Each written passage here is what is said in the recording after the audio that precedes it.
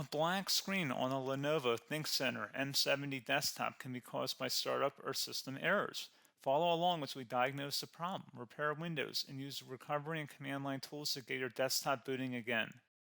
A lot of errors pertain to this problem, and we're going to go ahead and jump into what should hopefully be a pretty straightforward process, guys. And we're going to go ahead and jump right into it. First thing I'd recommend doing would be to actually go ahead and boot to the troubleshooting utility on Windows 11. So if you do a hard power off 3 times in a row, Windows should automatically attempt to launch the startup repair utility. And if it doesn't find anything, it will give you the option to select advanced settings, in which case it would take you to a screen that looks like this. Now, if it does not take you to a screen that looks like this, or you're unable to get to that, you can also download the Windows 10 Media Creation Utility, or Windows 11. They probably will make a creation utility for Windows 11 at some point.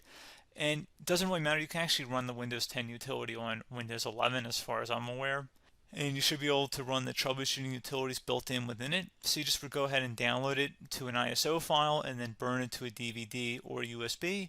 It'd have to be about 4 gigabytes or more. It couldn't be a small USB flash drive, and it couldn't be a CD. It'd have to be a DVD.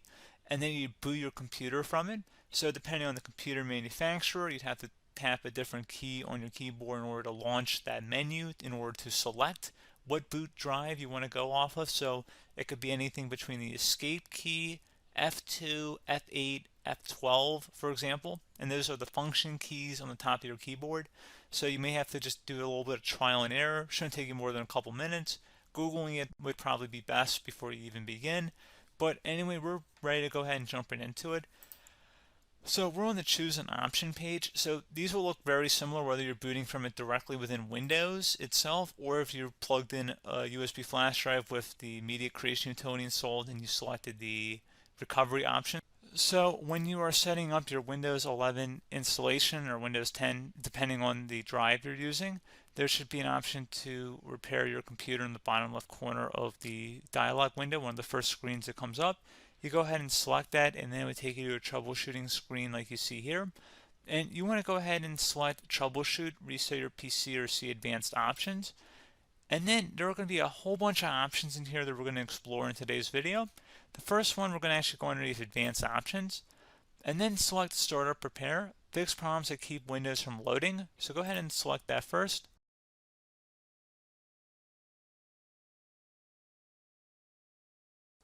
Okay, so you can see it could now repair our PC. That was our first option we could try. Something else, if we go back into advanced options here and then select troubleshoot, we're going to go underneath advanced options again. You can go ahead and actually access safe mode by selecting startup settings.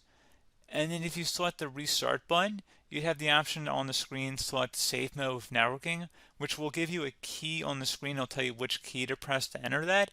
I believe it's the F7 key. It'll do that for you. I'm not going to go over that in today's tutorial because I don't really want to go into safe mode, but you're more than welcome to attempt that by going into here and then selecting restart. Again, it'll launch another screen. It'll say what key do you want to press, and it'll give you like 7 or 8 different options, and you want to select safe mode with networking. There's also an option for a command prompt too, but that's going to be something we're going to cover later in this video, and we don't even have to go through that in order to access it. So that's why I'm not going to really push for that, because unless you know exactly what's causing the problem, you probably don't need to go into safe mode. Unless you're trying to recover files, in which case then you definitely can go into safe mode, but we're trying to actually recover our computer here. So I hope that makes sense. Something else we can also try here as well would be to uninstall updates, remove recently installed quality or feature updates from Windows. So if you go ahead and select that, you can uninstall the latest quality updates, which generally is the more day-to-day updates. Feature updates are the less regularly released ones, like the big ones. I would equate it to service packs in like Windows 7 and Windows Vista and Windows XP. So larger updates that occur once or twice a year at most. And the quality updates are more just a regular update. So probably obviously it'll take longer if you're going to try and uninstall the latest feature update versus quality update. And maybe you don't need to go back that far. So just giving you guys a couple of pointers with that. Something else you can also look at here, and we're going to jump into the command prompt in a little bit, but you can select System Restore, which will use a restore point recorded on your PC to restore Windows. And this is something I would highly recommend here, guys. So select Next. Assuming you have a restore point saved on your computer, you go ahead and select the most recently created one, and you'll select next, and then you'll select the drive. You shouldn't actually have to select the drive. You can scan for affected programs, but we're going to keep it all default here, and then we're going to select finish. So once started, system restore cannot be interrupted. Do you want to continue? I think we're going to select yes. I don't think we have anything better to do on our computer right now, so just give it a moment here to initialize. It will take a couple minutes to run, obviously depending on how large your hard drive is and how much is saved on the system restore point. So just give it a couple minutes here.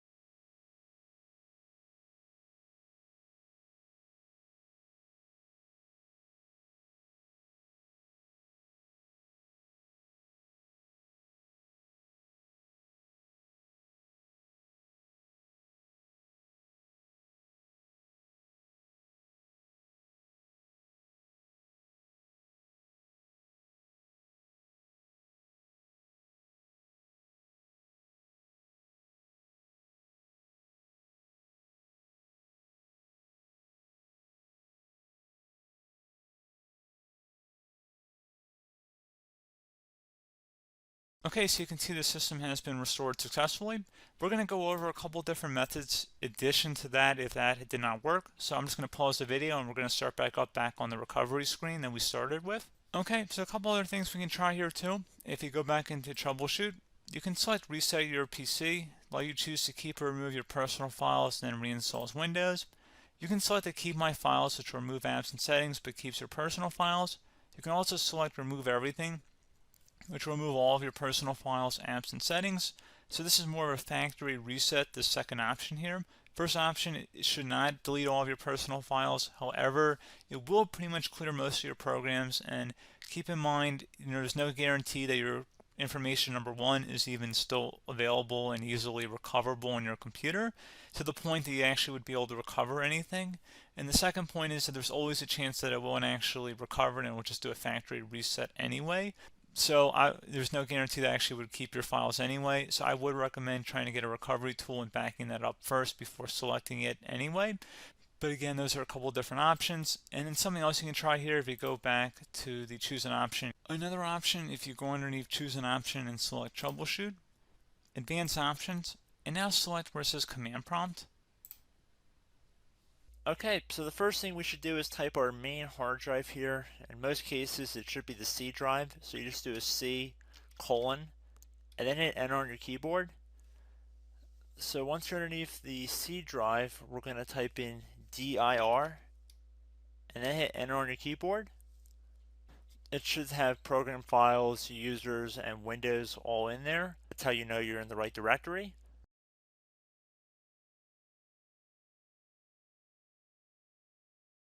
In some cases, it might be the D drive as well, so just keep that in mind.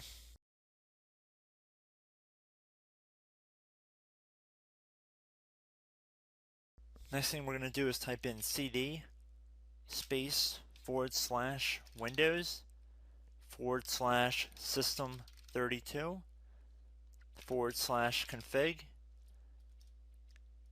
and then you're going to hit enter on your keyboard.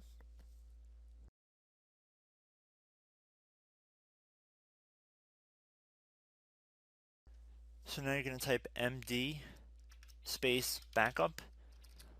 If you've seen other tutorials, it might also say to put down md backup. That's because the backup name is pretty common when you want to back something up. So you can name this whatever you want, doesn't have to be backup. So if you've already made a backup folder in the past, you could do backup 1, for example. So once you're done setting the name you want the backup to be called, hit enter on your keyboard again.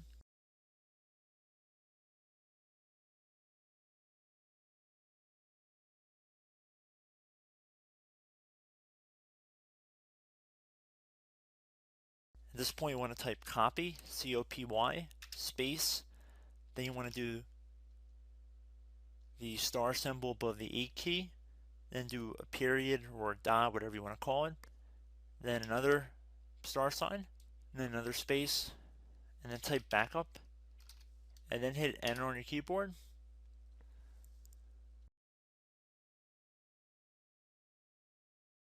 Now you want to type cd reg back, R-E-G-B-A-C-K, and then hit enter on your keyboard. So now that we are under the reg back, so now you want to type dir again, and then hit enter.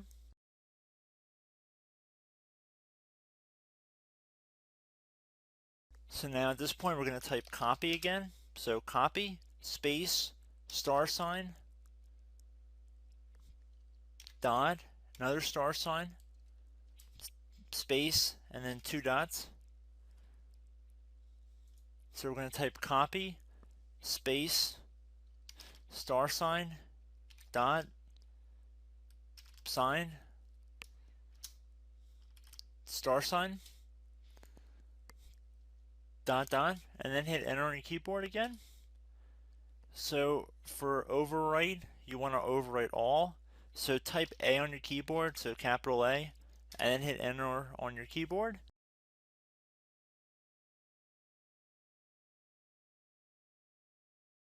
So at this point you should be good to go. You can close out of the command prompt window, and if you accidentally continue to Windows 10 you should be all set. So I hope one of these 3 or 4 different methods we went through in this tutorial helped you guys out. Again, I'm not sure if you guys heard me earlier, but try to go back into your safe mode if possible and uninstall any programs you know might be conflicting with the Windows startup if you can get into safe mode. So just keep that in mind. Something very simple like that could be blocking up everything. So again, I hope this tutorial helped you guys out, and I will catch you in the next tutorial. Goodbye.